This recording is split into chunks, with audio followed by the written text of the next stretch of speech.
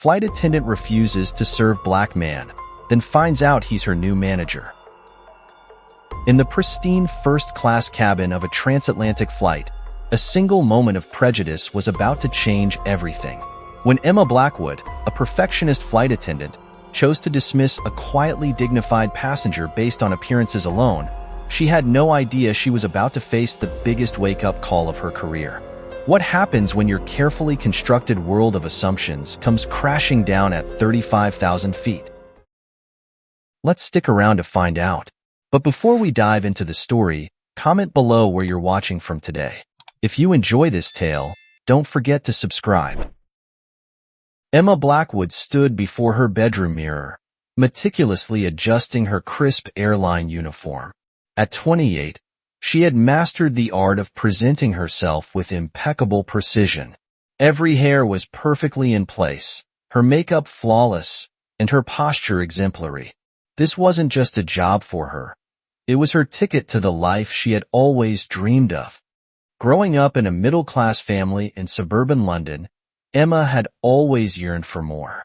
Her parents, both school teachers, had provided a comfortable life, but Emma's aspirations reached far beyond their modest lifestyle. She remembered watching the elegant flight attendants at Heathrow Airport during family holidays, admiring their grace and sophistication. To her young eyes, they embodied everything she wanted to become. Now, 8 years into her career with one of the world's most prestigious airlines, Emma had built quite a reputation for herself. She was known for her exceptional service in first class, where she moved with practiced elegance among CEOs, celebrities, and the world's elite. Her colleagues often joked that she could spot a designer label from across the cabin, and they weren't entirely wrong. "Perfect," she whispered to herself, smoothing down her skirt one final time. Her apartment, a sleek one-bedroom in an upscale London neighborhood, was filled with subtle reminders of her success. Designer handbags, expensive artwork, and photographs of her at exclusive social events. It was a far cry from her childhood home, and that was exactly how she wanted it. Emma's phone buzzed with a message from her friend Victoria, a socialite she had met while serving in first class. "Drinks at the Ritz this weekend? The usual crowd will be there." Emma smiled, quickly typing back her confirmation. These were the connections she had worked so hard to cultivate, the social circles she had always dreamed of entering. As she gathered her things for her morning flight, Emma mentally reviewed her schedule. Today's route was London to New York, her favorite. First class would be full of business executives and wealthy travelers, her preferred clientele. She had learned early in her career that these passengers were the key to advancing both her professional and social status. In the taxi to Heathrow, Emma scrolled through her phone, checking the passenger manifest for any familiar names. She had developed an uncanny ability to assess passengers at a glance, their wealth, their status, their potential value to her network. It wasn't something she was proud of, exactly, but it had served her well. "You can't get ahead by serving everyone equally," she often told herself. "Some passengers are simply more important than others." At the airport, Emma walked through the crew entrance with confident strides, her heels clicking against the polished floor. Fellow crew members greeted her with a mixture of admiration and wariness. They respected her efficiency and professionalism, but were put off by her sometimes cold demeanor. During the pre-flight briefing, Emma sat at attention, taking mental notes as the purser discussed the day's flight details. However, her mind wandered to the first-class cabin she would soon be managing. She had turned it into her personal domain, where every interaction was calculated and every service perfectly executed. "Oh, and one more thing," the purser added, catching Emma's attention. "We've received word that someone important will be on today's flight. They're traveling incognito, so treat all passengers with extra care." Emma's ears perked up at this information. An important passenger traveling incognito? This could be interesting. She prided herself on being able to spot VIPs, even when they tried to fly under the radar. It was like a game to her, one she usually won. As she prepared the first-class cabin for boarding, Emma couldn't shake the feeling that this flight would be different. Something about the purser's warning nagged at her. She double-checked everything. The champagne was perfectly chilled. The newspapers were precisely arranged, and every seat looked immaculate. "Time to board," announced the ground staff, and Emma took her position, ready to greet the passengers. She stood tall, her practiced smile in place, unaware that this routine flight was about to challenge everything she thought she knew about herself and her carefully constructed world. Little did Emma know that her perfectly curated life was about to be turned upside down. The mysterious VIP passenger would prove to be someone she least expected, and their presence would force her to confront the prejudices she had so carefully hidden behind her polished exterior. But for now, she remained blissfully unaware, standing proudly at her post, the perfect flight attendant in her perfect world. The morning sun filtered through the windows of Heathrow Airport's Terminal 5 as Emma Blackwood prepared for her London to New York flight. She moved through her pre-flight routine with practiced precision, her mind already mapping out how she would manage the first-class cabin. The passenger manifest showed a full house today, and she was determined to maintain her impeccable standards. Flight BA 175 to New York, pre-boarding will begin shortly. The announcement echoed through the terminal as Emma positioned herself at the gate, her uniform pristine and her smile perfectly measured. As passengers began boarding, Emma's trained eye quickly assessed each one entering the first-class cabin. A CEO she recognized from Forbes magazine, a famous actress trying to remain inconspicuous behind designer sunglasses, and several well-dressed business executives, all exactly what she expected in her section. Then she noticed him. James Thompson walked into first class wearing a simple black sweater and dark jeans. His presence was quiet but dignified, though Emma's carefully hidden frown suggested she thought otherwise. He carried a worn leather messenger bag and moved with an understated confidence that seemed out of place among the designer luggage and tailored suits surrounding him. "Excuse me, sir," Emma said, her voice carrying a subtle edge. "May I see your boarding pass?" James wordlessly produced his ticket, his dark eyes meeting hers with an unnerving steadiness. Emma checked it twice, her lips tightening slightly when she confirmed he was, indeed, in first class. "Very well, sir. Your seat is right this way," she said, her usual warm tone notably absent. As the flight progressed, Emma's behavior became increasingly obvious in its disparity. When the CEO and 2A requested a drink, she appeared instantly, engaging in pleasant conversation about his recent business ventures. When the actress needed an extra pillow, Emma personally fluffed it before placing it with careful attention. But when James raised his hand for service, Emma seemed to develop selective vision. She would busy herself with unnecessary tasks or delegate his requests to junior crew members. "Sarah, could you handle that?" she would say, barely glancing in James's direction. What Emma didn't notice was how James quietly observed each interaction, occasionally making notes on his tablet. His eyes missed nothing. The way she lingered at certain seats, the varying warmth in her tone, the subtle differences in her body language. Tensions rose midway through the flight when James pressed his call button for the third time, attempting to order a drink. Emma had managed to avoid him twice already, but this time, she couldn't ignore the persistent chime. "Yes, sir?" she asked, her voice professionally distant. "I'd like a scotch, neat, please," James said calmly. "And perhaps you could explain why it's taken 3 attempts to place this order?" Emma felt her face flush slightly. "I apologize for the delay, sir. We've been quite busy with service requests." James glanced pointedly around the cabin, where most passengers were sleeping or working quietly. "I see," he said simply, his tone carrying a weight that made Emma uncomfortable. The situation escalated further when a minor turbulence incident required all passengers to return to their seats. Emma moved through the cabin, personally checking on her preferred passengers, ensuring their comfort.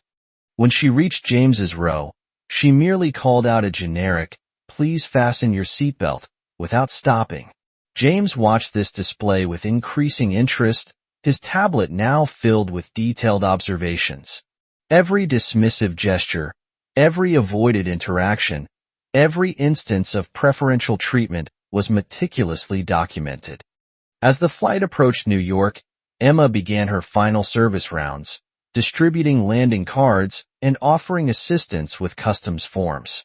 She spent several minutes helping the CEO complete his paperwork, laughing softly at his jokes about international travel.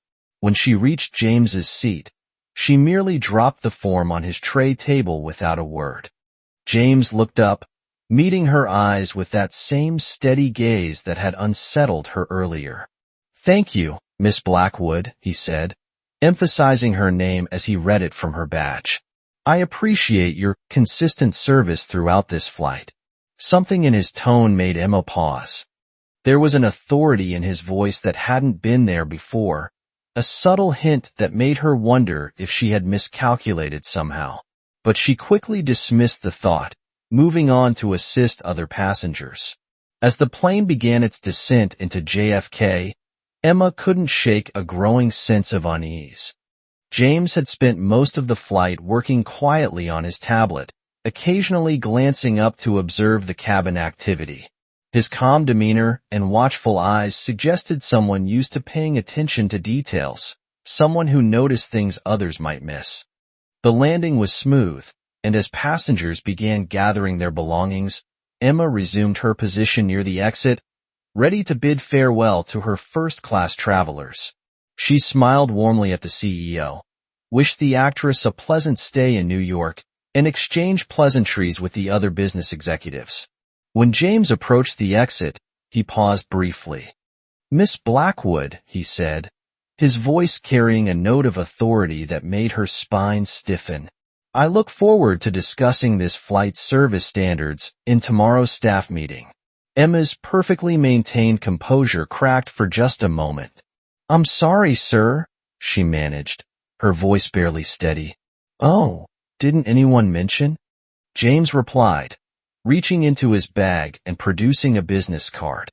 "James Thompson, newly appointed regional manager for airline operations. I like to experience our service firsthand. You see, makes for more informed decisions." Emma felt the blood drain from her face as she took the card with trembling fingers. All those hours of subtle discrimination, of preferential treatment, of barely concealed disdain. He had been watching, evaluating, documenting everything. As James walked away, Emma stood frozen at her post, the business card feeling like a lead weight in her hand. She had prided herself on her impeccable service, her ability to read people, her skill at managing the first-class cabin. But now, as the reality of what had just happened sank in, she realized she had made perhaps the biggest mistake of her career. The flight that she thought would be just another day at work had turned into something else entirely, a reckoning that would force her to confront her own prejudices and challenge everything she thought she knew about service, respect, and true professionalism. The morning after the fateful flight, Emma arrived at the airline's headquarters for what she thought would be a routine staff meeting. The atmosphere in the conference room felt different, tense, almost electric. Her colleagues whispered among themselves, casting furtive glances her way. "Good morning, everyone." Mr. Reynolds, their supervisor, began. His voice carried an unusual weight. "We have some important matters to discuss today, but first, I'd like to introduce someone special." Emma's heart nearly stopped when James Thompson walked into the room. Gone was the simple sweater and jeans from yesterday's flight. Now he wore an impeccable suit, his presence commanding immediate attention. "For those who haven't met me yet," James said, his voice steady and authoritative, "I'm James Thompson, the newly appointed CEO of this airline. I've spent the past month traveling incognito on various flights, observing our service standards firsthand. The room fell silent. Emma felt the blood drain from her face as the reality of yesterday's flight came crashing down around her. Every dismissive gesture, every avoided interaction, every moment of subtle discrimination, he had seen it all. During my observations, James continued, pulling out his tablet, I've documented various instances of both exceptional service and concerning behavior.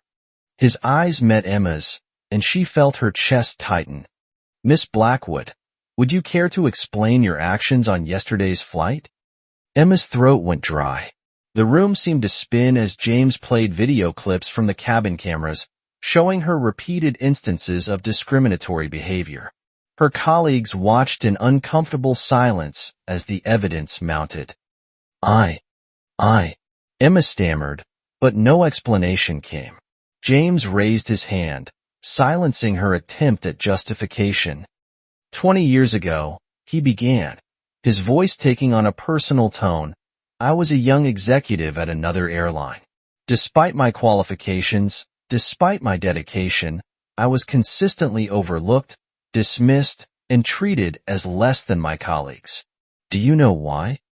The room remained silent, but everyone knew the answer. Because of the color of my skin, James stated plainly. I promised myself then that if I ever reached a position of influence, I would ensure no one faced that kind of discrimination in my company. Emma felt tears welling up in her eyes, shame washing over her in waves. Mr. Thompson, I'm so sorry, she managed to say, her voice barely above a whisper. James studied her for a moment, his expression unreadable. You know, Miss Blackwood, the easy decision would be to terminate your employment immediately. Your behavior yesterday violated everything this company stands for. Emma's heart sank. This was it, the end of her career, her dreams, everything she'd worked for. But then James did something unexpected. He smiled. However, he continued, I believe in second chances. I believe people can change when they're given the opportunity to learn from their mistakes. That's why I'm not going to fire you. A collective gasp filled the room. Emma looked up, confusion written across her face. Instead, James said, I'm giving you a choice. You can either resign now, or you can participate in a special program I've designed. One that will challenge your perspectives and help you understand the impact of your actions. Emma didn't hesitate. I'll take the program, sir. I want to learn. I want to be better. James nodded, seemingly satisfied with her response. Good. Because this isn't just about you, Miss Blackwood. This is about setting an example for everyone in this company. We're going to use your journey as a catalyst for change. He turned to address the entire room. Let this be a lesson to all of us. Excellence in service isn't just about following procedures or maintaining appearances.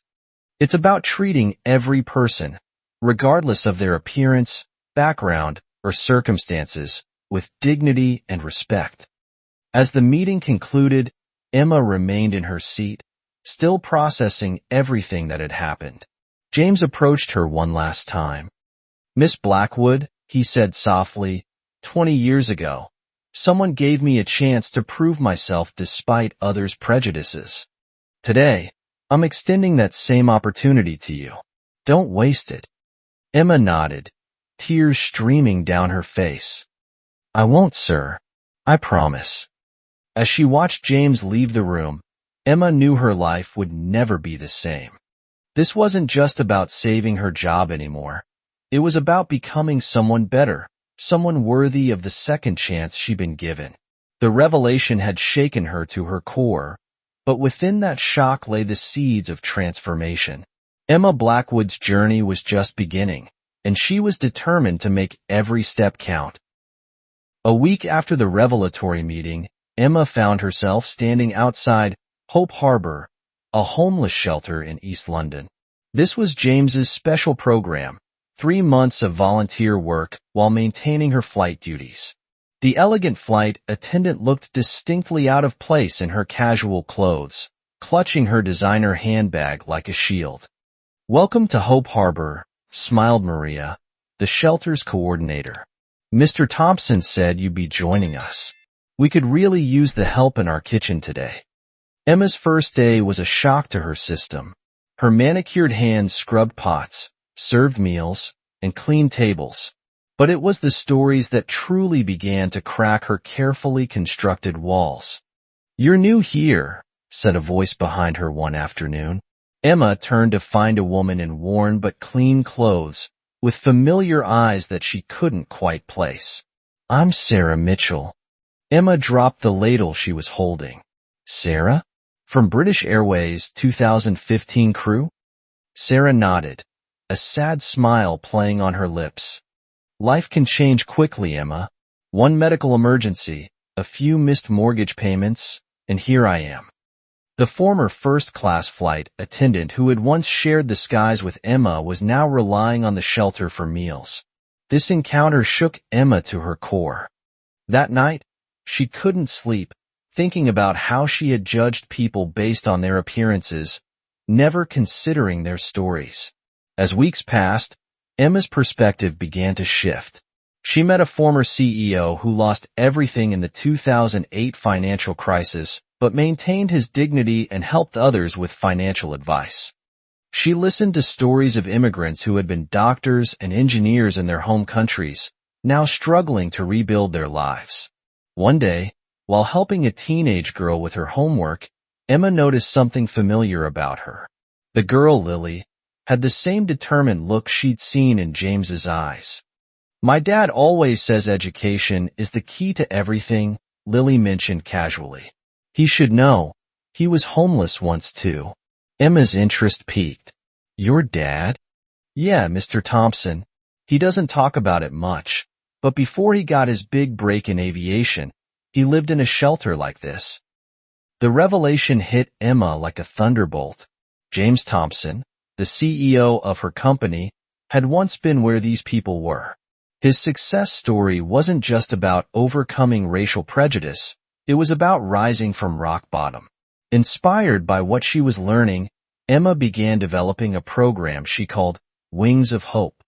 The initiative would partner the airline with homeless shelters, providing job training and employment opportunities in various airport and airline positions. When she presented the idea to James, his eyes lit up with approval. "This is exactly the kind of thinking we need, Emma, but there's something else you should know." He pulled out an old photograph showing a young girl in a hospital bed, with a much younger Emma standing beside her in her flight attendant uniform. 10 years ago, James began. "My daughter was rushing to catch a flight to reach me in New York. She had a severe asthma attack at Heathrow. A kind flight attendant not only helped her get medical attention but stayed with her until I could arrive." "That flight attendant was you, Emma?" Emma stared at the photo, memories flooding back. "That was Lily? I never knew." "You showed genuine kindness that day, without knowing who she was or who I was. That's the real Emma Blackwood. The one I knew was still in there, beneath all those prejudices and pretenses." 6 months later, Emma stood on a different stage, addressing a room full of airline employees as the new director of diversity and equality training. Her designer clothes were still impeccable, but her eyes held a new warmth, her smile genuine rather than practiced. "Our true worth isn't in how we look, what we wear, or where we come from," she began. "It's in how we treat others, especially those who can offer us nothing in return." In the audience, James Thompson nodded approvingly. Sarah Mitchell, now employed as an airline ground staff member through the Wings of Hope program, sat beside him, both watching the woman who had transformed from a symbol of prejudice into a beacon of change. Emma concluded her speech with words that would become the airline's new service motto: "Every person has a story. Every story deserves to be heard. And every human being deserves to be treated with dignity." As applause filled the room, Emma caught James's eye. They both knew that sometimes the greatest journeys aren't the ones that cross oceans, but the ones that bridge the gaps between hearts and minds. The perfect flight attendant had become something far more valuable, a perfect example of how people can change when given the chance to see the world through different eyes. Don't forget to like and subscribe to our YouTube channel so we can keep bringing you the best stories.